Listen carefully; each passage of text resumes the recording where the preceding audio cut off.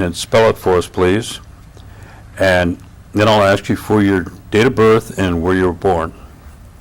Then we'll go into the names of your parents, including your mother's maiden name, and your grandparents and their names, what you can remember. We'll talk a little bit about them. Then we'll move back to your parents, your brothers and sisters. Then we'll move to you and what it was like for you growing up, wherever it was, and when you got out of school, what did you do after you got out of school, and just kind of bring it up to the contemporary time now. So, and that should run us about 45 minutes to an hour. Okay. Okay. I'll try and remember everything I can. All right, that's all we ask. Okay. Gordon, anytime you're ready. Okay. Would you give us your full name and spell it for us, please? Sure. My full name is Neil Maynard Cornelius Sr. Neil Sorry, could you spell it just a little louder, please? Neil Maynard Cornelius. And the date of your birth? February 20th, 1952, And where were you born? in Shawano, Wisconsin, Were you born at home or were you born at in hospital? at the hospital. Hospital. Mhm. Okay. Give us the names of your father and your mother, including your mother's maiden name. Okay, my dad is Norrin Cornelius, no middle name. My mother is Lois Ann Davids, and she's from the Stockbridge tribe, Stockbridge Muncie tribe. Okay. Do you remember the names of your grandparents? Yeah, I do. On my dad's side, Grandpa Bill and Grandma Lucy. I never knew Bill as he passed before I was born. And on my mother's side, Grandpa Elmer and Ricky was my grandmother on my mother's side. Now let's talk about the grandparents on your father's side. Tell me a little something about them. The grandfather. Did you know him?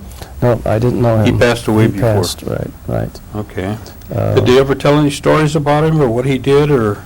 He was a mason in Milwaukee. I think they lived a good part of their life in Milwaukee. They were, of course, from here. As I grew up, Grandma lived in Milwaukee, and I think she did move to Oneida later on. But for the most part, when I was growing up, she and they lived in Milwaukee. I see. Right. Now, what about your grandmother? Did you spend any amount of time with her? She's passed now. My Grandma Lucy has passed on. Oh, she had. Right. Okay. So that would be on your father's side. Right. You didn't get to know them I very got to well. know Grandma, yes. I got to know my grandmother, Lucy, yes. Oh, you did? Yeah, but not my grandfather. Okay. no. And what was your grandma? What kind of education did she tell you about that she had? I don't believe she had any formal education. Not that I'm aware of. And did she speak Oneida? Yes, she did. Huh?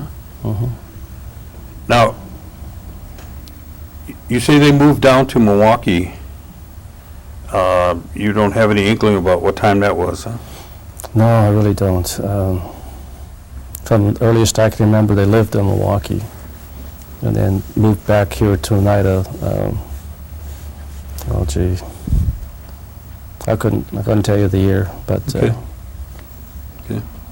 Now, was she, did she work out of the home? she, from what I recall, worked housekeeping in different houses. I'm not too sure what all of her occupation was. I never did live with her, or we never did live with them, I should say. But got to see them from time to time, go visit from time to time. And actually, we grew up and lived in Shawano, so we would actually meet in Oneida on occasion. Oh, I see. And how big a family was there in your grandpa and your grandma's family, Let's see. aunts and uncles? I believe because I didn't get to know all of them. There were, I think there was a family of 7 or 8 children on my dad's side. I see. Yeah. And were they down in Milwaukee also, Yeah, or? for the most part, yeah. Yeah. Yeah. I think they were raised down there. Mhm. Now, is there anything special that, jumps out at you when you think about your grandmother? She was a very nice lady, very loving lady. Everyone had the highest regard for Lucy, Grandma Lucy. Right to the end, she was out at the nursing home, Anna John here, and everyone just loved her very much. She was a very, very kind lady. About how old was she? I'm also 94. 94. Mid-90s, yeah. Oh, she lived a long time then. Yeah. The reason I hesitate a little bit is because we were raised a little bit different than a lot of people, I guess I would say, in that my dad is Oneida from Oneida, my mother is Stockbridge Muncie from the Stockbridge Muncie Reservation, and they raised us in Shawano. So we were kind of between our two tribes, and a big influence was with the Menominee tribe, which was closer to Shawano. So a lot of my friends growing up were from the Menominee Nation, as opposed to Oneida or the Stockbridge Nation. So, and we lived in Shawano. And then when I was about 16, we actually moved up to the Stockbridge Reservation, where I lived for 2 years until after high school, and I moved away. So being the distance from my mother's parents, my mother's family somewhat, not to a great extent, and also from my father's to a bigger extent, we didn't get to spend as much time with my Oneida side of the relation as I'd love to, of course, but didn't get to do that as much as. Back then, travel was a little further between, than it is today. Less travel and further between. Sure. So, Now, where are you in let's talk about your mother a little bit. Do you know her educational background? yeah, my mother finished high school, and she actually went to a cosmetology school to be a beautician down in Milwaukee. And she did practice that for a while. I'm not too sure, that was before I was, growing up at all, I guess. Mhm. So, but then she just worked in and around Shawano and Bowler, Stockbridge. But she didn't have advanced education either. I see. And your dad, what was his background? He didn't have an education either. He joined the Army at a young age. He was in World War II, extensively in World War II, in Germany and in North Africa, in France, and then moved back again to Milwaukee, which is where he met my mother. And that's where they got together. But he doesn't have a formal education either. And what kind of occupation was he again? He was a mechanic. Mechanic. And still is. He works on something every day. So he was actually very good at being a mechanic. He had a good reputation. People came from miles around just for him to work on the cars. So, And where does he reside? he's still up in Boulder at where my mom and dad lived. My mom passed a year ago, February. So, but he's still up there. And how old was your mother when she passed away? Mom was, I want to say 79. Okay. Maybe a little young, maybe 78, but yeah. And how many brothers and sisters do you have? I have 8 brothers and sisters. 5 sisters. Can you and, give us their names? Sure. My oldest sister is Dr. Carol, who I think everybody knows. Then Norma. Then Riva, Dottie Jean, and Carmen are my sisters. And my brothers are Jody, Norrin, and Lowell, and also Fred. So Now, when you were- Norrin and Fred are the same. That's I see. his nickname. It's Fred. Yeah. When you were living up in Shawano now, did you have electric lights and running water? Yes, we kind of moved around a lot. We were definitely a poor family. although I didn't have a strong sense of what being poor was, so at the time it didn't really bother me. But we rented houses and we moved around the Shawano area frequently. By frequently, I should say 4 or 5 times. But we lived different places. Didn't have the greatest conditions. I guess to answer your question, yeah, we did pretty much had electricity and running water. But we were definitely not a wealthy, well-to-do family. What kind of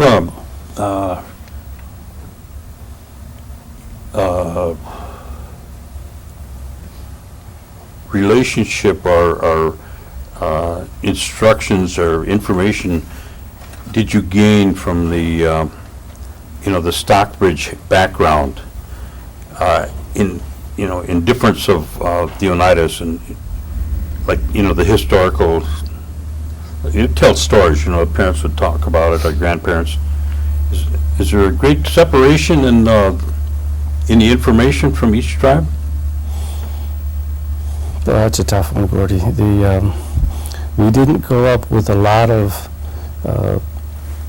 traditional or cultural things at all. The awareness, as I look back, the awareness was minimum on either side of the family from either tribe.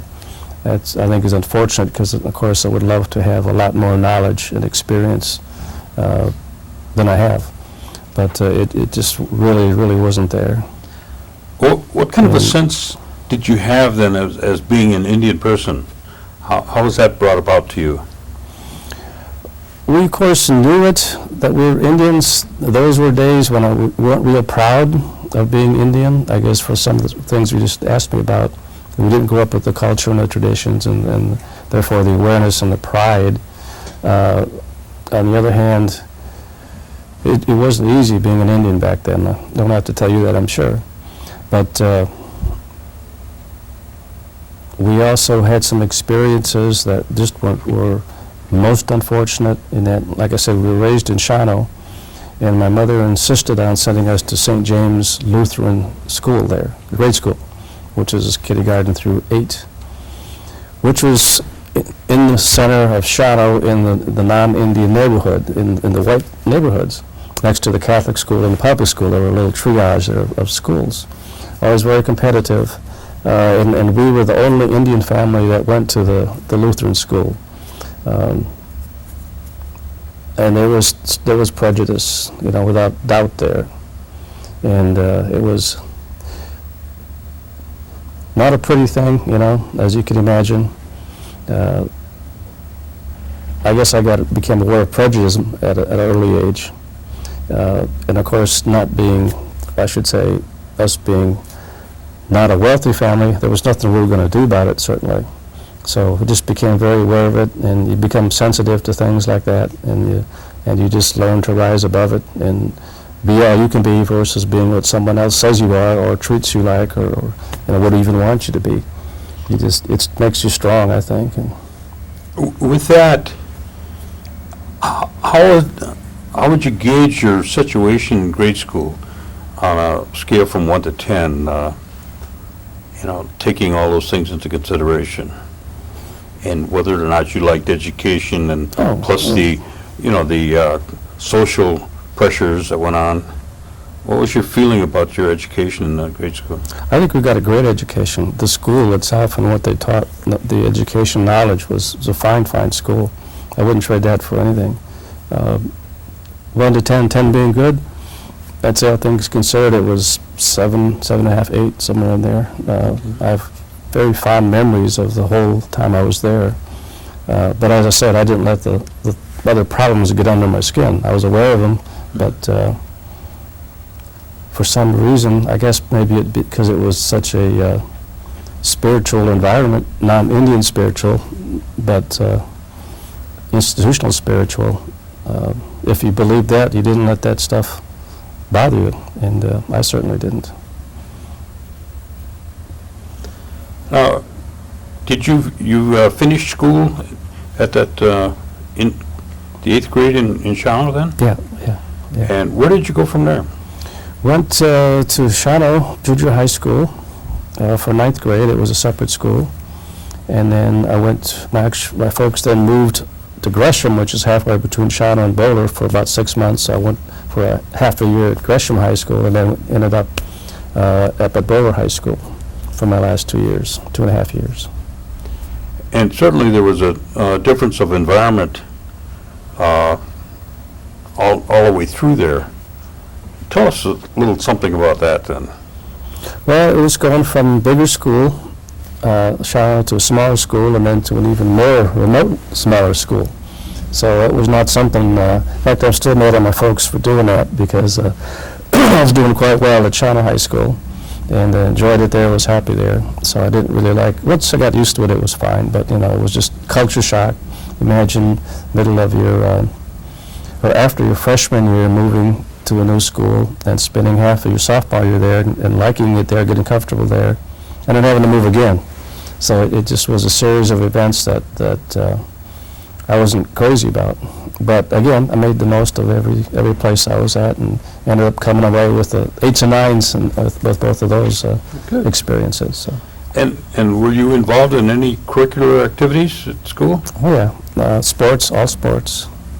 I was a wrestler in cross country in Shawnee. I was a freshman, then played basically football, basketball, and baseball after that.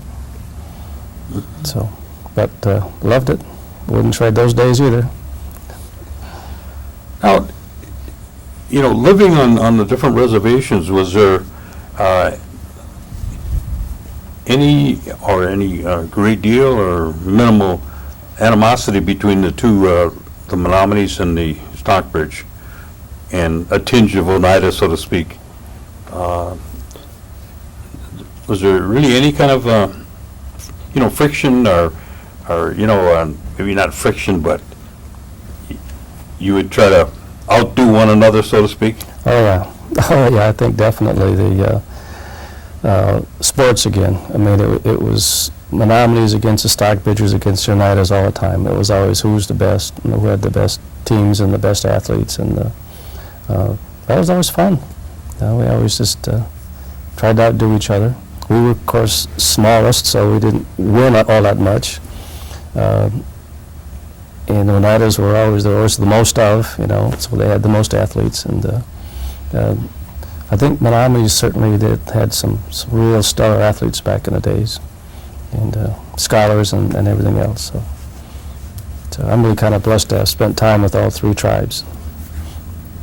Now, when you moved from Shawnee to Boulder, Mhm. did you live in the rural area then? Up on the reservation, yeah, Stockbridge Reservation. Did you have did your parents have a large garden or No, we lived in the housing project up there. oh, I see, okay. And it was when they first built it, so it was new, It was, for us, it was an upgrade, I guess. What about any tribal activities? Were your parents involved in anything tribal, either Oneida or Stockbridge?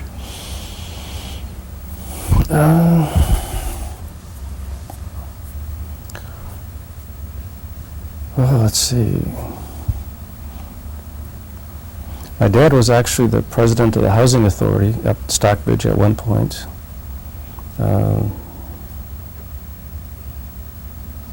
I don't really know. Not that I can recall, but that doesn't mean there weren't. All right. Now, you're part of Oneida and part of Stockbridge. Mhm. What prompted them to have you go on one role or the other? Did they ever discuss that, or did you ever, think about that and ask them why? No. We were on the Stockbridge rolls, all of us, I believe.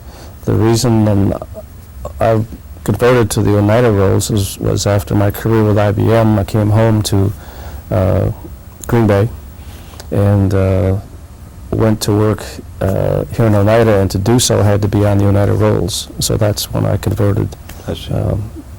in 1993, I believe it was. Okay. So. Did your parents or your grandmother, I guess you had a connection, with your grandmother, did they tell you any kind of stories about, the ghost stories or, how it was when I was a kid, it was like this, that they're, get around the table and grandma or grandpa or mom and dad would kind of, trade old yarns with you. Gee, I don't remember any. When we got together, it was pretty much the adults around the table. You were seen and not heard. Yeah, I guess. But there were so many of us that we were always off doing something anyway, so many kids. Well, give me a typical Sunday then. What was that like? With the family, you mean, or just... When you were home? Well, there were so many of us that we would get up, and we lived in Shawano in particular. I can remember getting up, going to church, St. James, on Sunday mornings, and we'd come home and just play all day, I guess. It was a great time because that's when the Packers were doing so well. So I remember we didn't get to go to games, of course, but we got to see them on our black and white TV. We lived for a time right in Shawano, well, several places in Shawano, and then also out in the country on Highway M, about 4 miles west of Shawano. So we had the whole farm and fields, and we could play in, and a lot of exploring in the woods and that sort of thing. Always a ball game of some kind going on because there were enough of us to have a ball team. Yeah. Always work to be done. And I remember watching on Sunday nights. We'd always watch Bonanza, and think of it in a minute here. Ed Sullivan. And there was a Sunday night movie or something that was on. Was it Disney? Yeah, it was on too, but on Sunday I remember watching I know what you mean. The heck was it called? There was a Sunday night movie I always watched. What about Christmas and holidays? Give me a typical Christmas. Chaos with 9 kids and all those packages. We had a lot of fun. A lot of packages. What we would do is after our own family, we would always go up to Boulder to Grandma and Grandpa's. They were called Mama, Sis, and Bosie were their names, Stockbridge names.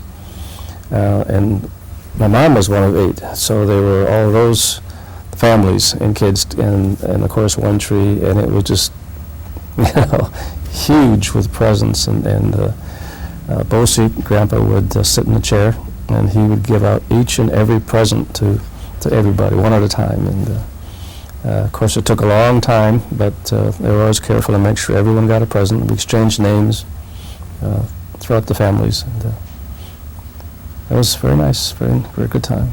Did you practice Hoyan at all? No. Wasn't aware of Hoyan until 13 years ago. Well, 14 years ago now. Till you got on Oneida rolls, huh? That's right. That's right. Okay. Yeah. After you left school, where did you go? High school? Yeah. I went to down here to St. Norbert College within weeks to start summer school. That's where I really got lucky in life, is when I was in high school in Shawano still.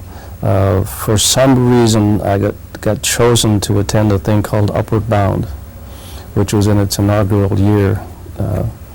And it's a federal program for kids who are underprivileged but have potential, have promise. And I was, like I said, I was fortunate enough to get chosen for that, and went off to Ripon College for 6 weeks for the summertime. And what we did there was we had a pretty regimented existence of classes during the day. Then we had events, trips for the entire 6 weeks.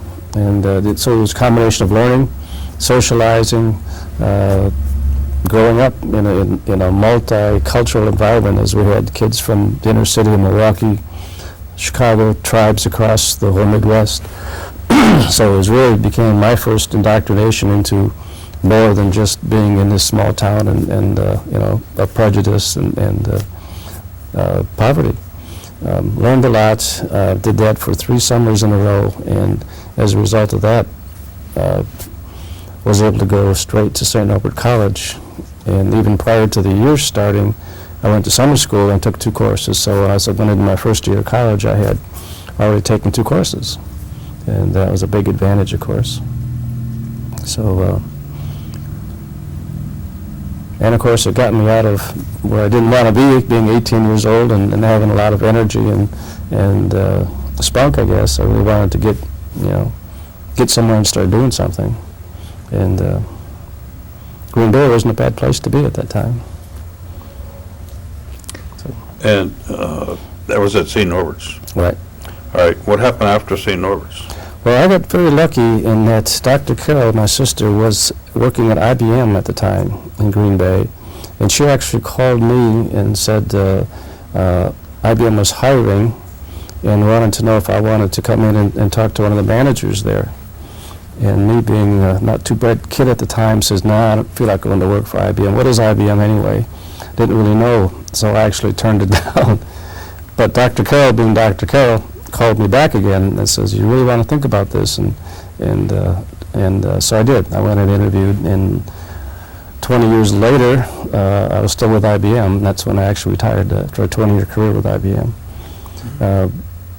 So again, another big break in my life, and it worked out very, very well for me. Now, during the course of this time, did you start a family? No. Well, I should say yes.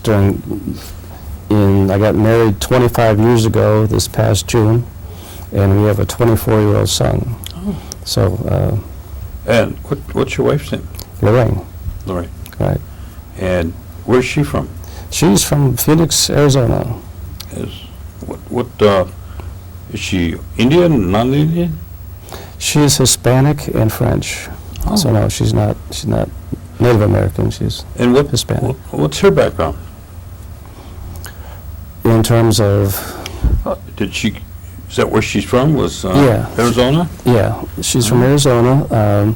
She moved to Peru with her parents at a young age and lived there for most of her, well, until she was about 15 or 16. So most of her fond memories and her growing up influences are from Peru, South America. And she's very fond of that to this day, to this moment. So we met in Denver when I was with IBM, and she was living with a sister there who worked for IBM at the time. So we kind of got together through sports. Her husband and I were teammates, and moved to Florida with IBM from there, and that's where my son was born. And your son's name? Neil Jr. Okay.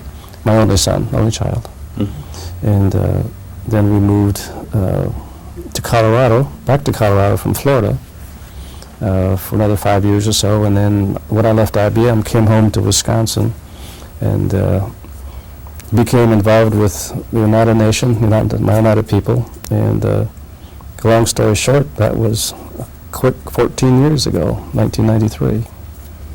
So. Now, do you have any grandchildren? No, Neil is not married. He's going to school at UWGB. I see. And what's his interest? Environmental studies, business, Native American studies. That's the degree he's pursuing now, is Native American studies. He's very interested in space.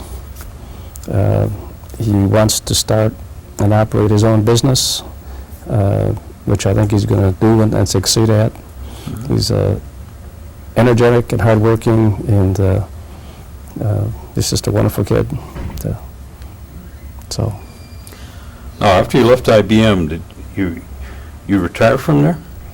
Yeah, well, early retirement. It was back in the days when they were they weren't giving golden parachutes, but they were giving silver parachutes. What they did is downsizing their workforce because of the economic conditions of the time. And they gave a lot of us the opportunity to leave and leave gracefully, the way we, And I was 41 at the time and knew I had a full career ahead of me, and so I absolutely took the opportunity to leave. So it wasn't full retirement, as you know, retirement. It was leaving for opportunity, which was a win-win for us, win-win for the company. So. Mhm. Yeah. And when you came back to the tribe, what did you get involved in? My first job was Enterprise Division Director, so I was in charge of all of our businesses that were non-gaming in nature. The retail operation, the farm, we had a construction company at the time. We had a promotions enterprise, and we had a print shop. And the Oneida Nation farm, I think I mentioned that. So my job was director of those particular entities, all the non-gaming. And did you stay there? I did that for 2 years, and then the first gaming general manager's position became available. So I applied for that and was chosen for that position, so I became the general manager of our gaming operations with no experience, which was tough, but got through it, and here I am 14 years later, well actually that's 12 years later, still in charge of this, or I've been in charge of a gaming operation that entire time, so now my experience level is quite high. But Do you have any hobbies or other things outside of gaming that you're involved in? well, I can't compete in sports anymore like I used to, but yeah, I love all sports, watch all sports. Big Packer fan, Badgers fan, Brewers fan, of course. I love photography. That's kind of a passion of mine, which I've gotten away from a little bit right now, but loved building street rods at one point in time, working with cars. Having grown up around engines and transmissions and body parts everywhere, kind of naturally got into that. I love to read every day. I guess you have to say that's probably one of my biggest hobbies right now. When my son was growing up, coaching him in Little League, all sports was a big hobby. Love to travel. And what does your wife, does she work out of the home, or? No, she's I always tease her and tell her she's retired, but she stays at home and is a housemaker right now. So has been for some time. But, Now, in all your movings around and going back to Shawano and your experiences there in Bowler, Oneida and Milwaukee, you've seen a lot of what the atmosphere was like at that time, and now you've come into a different era after you've got done with IBM. And even with that, I'm sure that there were changes when you first came back from IBM. And now I think it's moving by, a little bit faster than it was even at that time.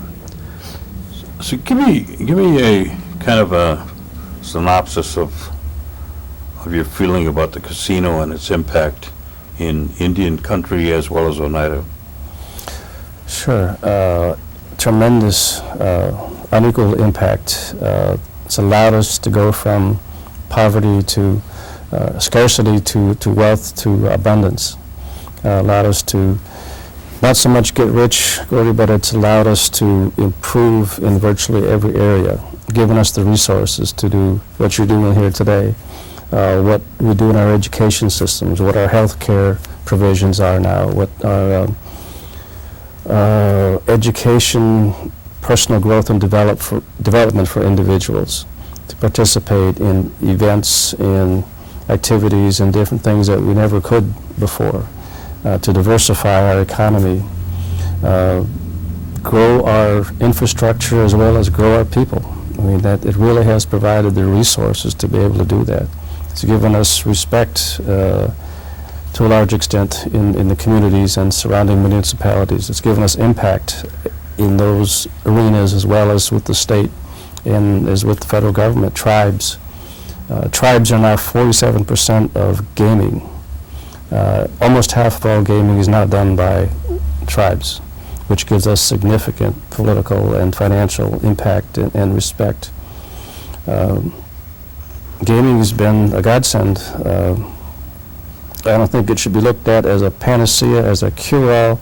I think we still need to develop and diversify and keep gaming as long as we can, obviously, but put our eggs in other baskets, so to speak, spread out our capabilities, diversify using our capabilities so that we can build other areas of income, other areas of our economic base to allow us to continue that growth and to do more. But should some disaster happen legislatively or judicially where gaming is stopped or changed or opened up or any of those things, that we're not completely dependent on it, that we can do more. And I think it's allowed growth in our political leaders to see that and to work towards that end. So it's definitely been an enabler of many, many things, including providing day-to-day paychecks for many, many people who otherwise might not have them. Give me your take on the per capita payment. Which one? The fact that we have per capita payments? Yeah. Okay. I think it's good and bad. It has its merits and it has its drawbacks. It has bigger impact for some than for others. For some, it's probably a very good, timely thing for them. For others, the impact isn't that good. I think it's important that all things are considered with a per capita payment because it can have a huge impact on the overall nation, on the overall tribe, depending on the size and timing and all that. So it just has to be done from the perspective of best interests of everybody. And if we can afford it, if it's not impactful or not impactful in a negative way, then I'm all for it. If, however, it's going to damage us and cause us harm overall as a nation, then we should wait, maybe develop a way to do it the right way. That may take some time, but not to do something that's going to be damaging to us overall. So, my opinion. Now, what are your recommendations for the ones that are following us, the youth? Still to come. What kind of recommendations would you share with them? Learn from the good things that we've done, learn from our successes, learn from our accomplishments, learn from our failures. Repeat our successes, improve on our successes, don't repeat our failures. Learn from them, but take the learning and use it in a positive way. Don't dwell on our failures. Do dwell on our successes. I guess not be bounded by the past, but rather be enabled by the opportunities that are ahead of us. I think there's no limit to what this tribe can do, Indian people in general can do, overall can do. The only bounds are the ones that we put on ourselves. And I think if we can be mindful of that, focus on that, have the courage to continuously look at it that way, I don't think there's any limit to what this tribe can do, or any tribe. The more I learn about us, the more I realize that I'm just amazed at the doctors and lawyers and the professors and the scientists we have and all over the country. It's just amazing to me that we have the capable people. And with our focus on education, which I think was a monumental accomplishment for us, there's no limit. So, but I would say that we should continue to grow and to learn as a people, to work together as a people, to be a people that love each other and work with each other, that support each other, respect each other. I think that's very important that we continue to grow in that arena as well. So, Now, is there anything that you'd like to share that I may have missed that you wanted to expound on?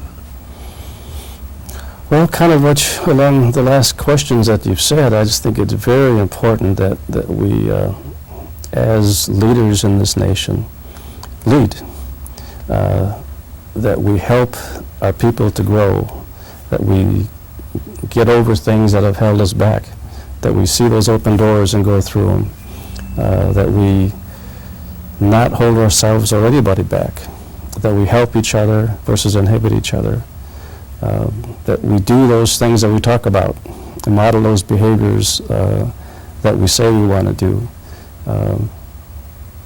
and just take an active, proactive attitude about everything. And again, I think there's no limit to the number of things that we can do and accomplish in the best interests of a growing nation. But it's very important that we keep our minds on that we're here today to serve our people today, so that in the future it'll be better for them. Well, I thank you very much, My pleasure. and I appreciate you sharing this with us, and I think, this would be a big plus for the project as a whole. Well, thank you. My pleasure. Thank you. Okay. Now, Alan will